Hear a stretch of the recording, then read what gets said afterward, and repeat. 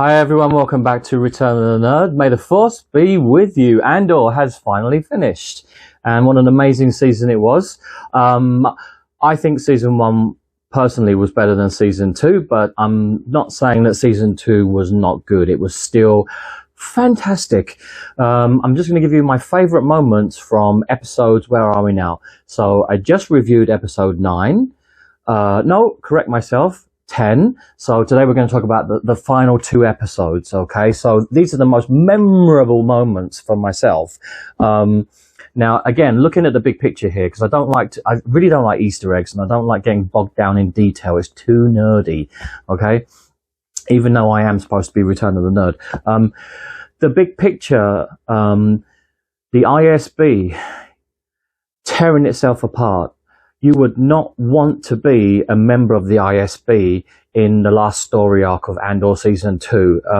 It's like everybody's just trying to survive because of Dedra and her big nose and snooping around, and also due to Young, the inside guy for Luthien, right? He's the mole. Because of his extraordinary, work and bravery, he has now given the Rebel Alliance all the jigsaw pieces, and all they have to do is just put them all together, right? So, Galen Erso, energy program, Edu, Jeddah, Kyber crystals, the Gorman massacre, and all these things now start to make sense. They're building a weapon of mass destruction, and this is, so the Empire are now, seems to me, they're the ones who are on the back foot. They're the ones who are like scrambling because they're out of control of the information. The ISB is supposed to be, they're supposed to be the people that are in control of the information. And they're also in control of misinformation, propaganda, you name it. They're always up to no good. But now, in this final story arc, we see the ISB start to unravel.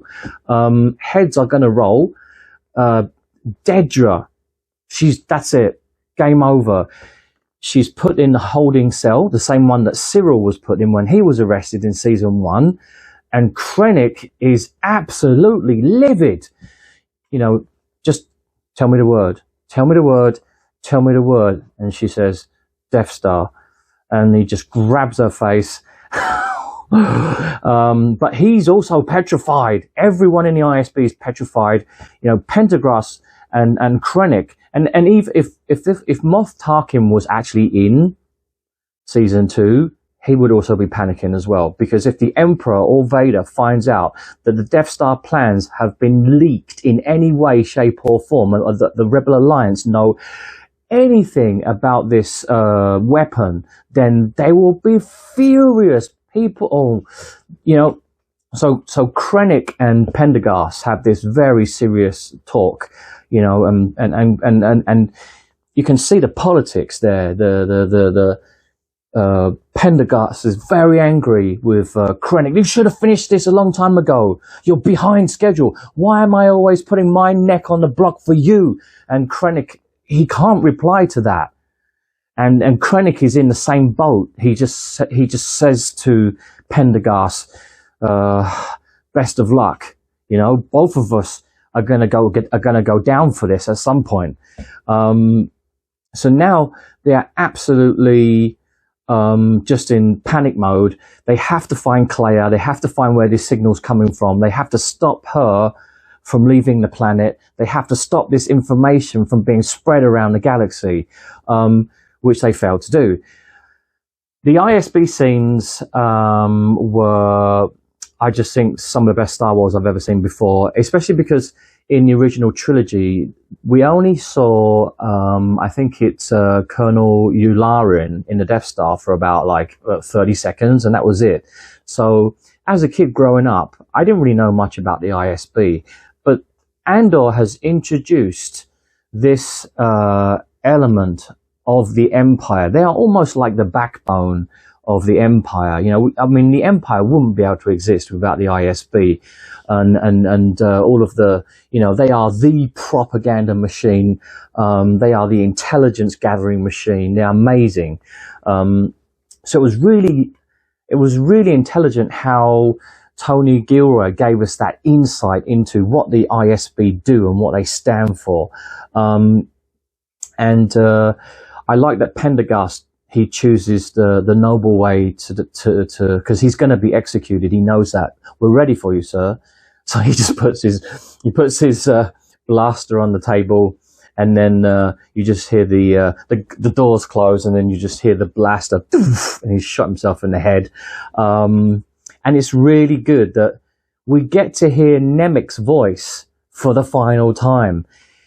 Do you remember Nemik from Aldani in the first season? And the guy's a genius, and he's the one that wrote the manifesto for the rebels. You know, this is the cause. This is why we fight. Freedom.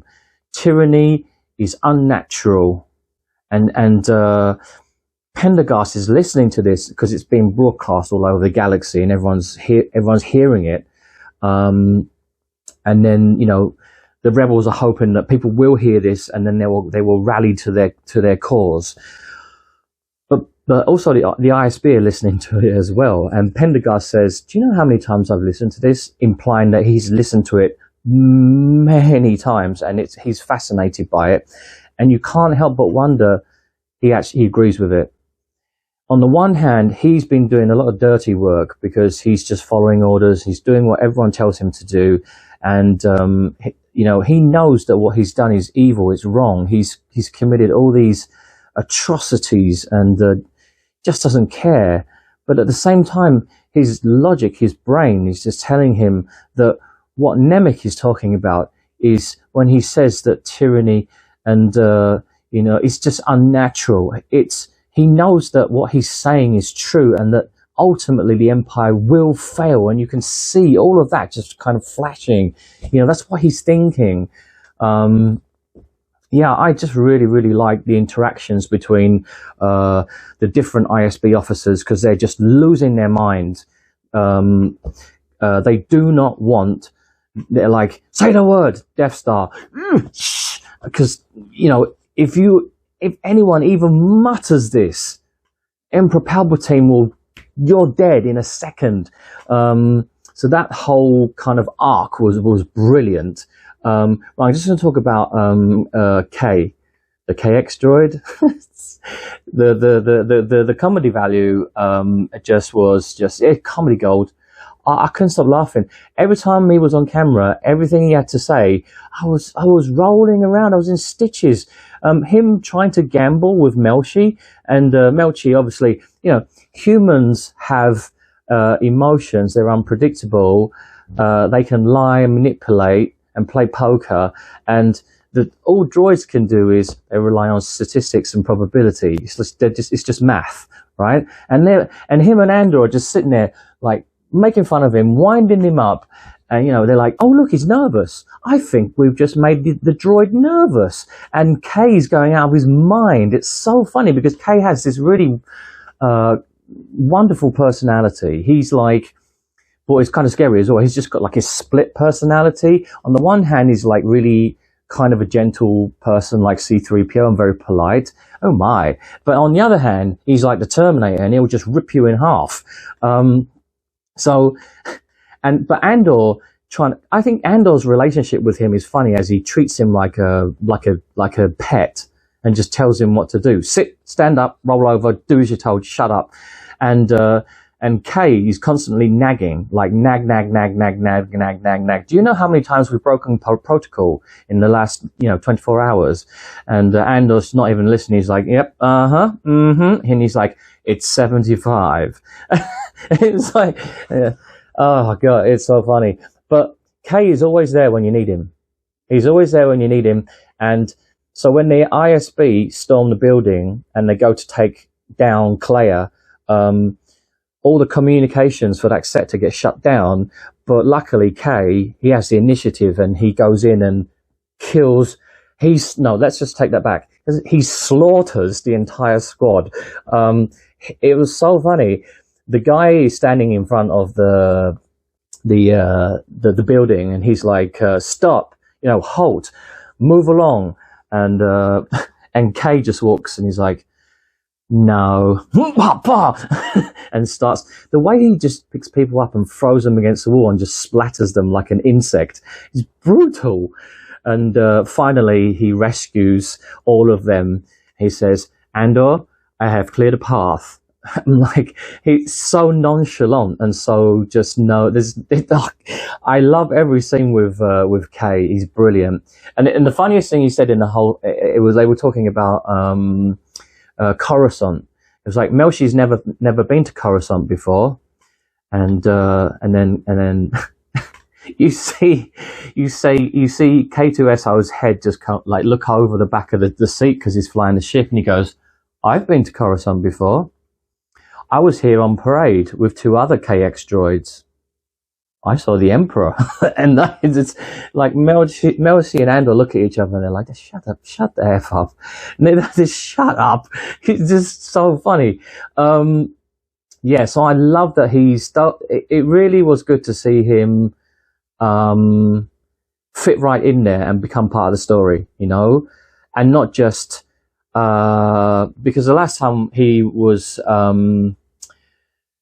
Andor had taken him from Gorman, right, and he was in pieces, and they put him back together and they reprogrammed him, and I thought, oh well, that's it, they won't show anymore, but they did, and they actually gave Kay quite a lot of screen time, which I appreciated.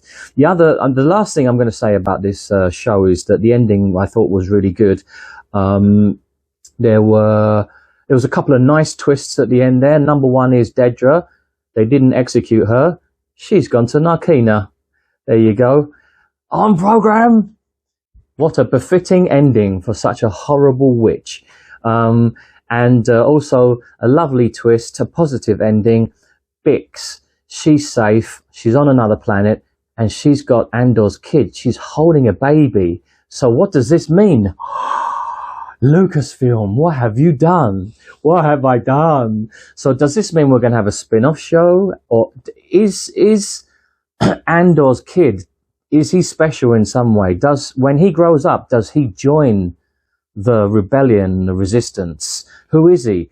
And there is some speculation about maybe Cassian Andor is force sensitive, and that's why the force healer has such a connection with him. So has he given that ability to his son?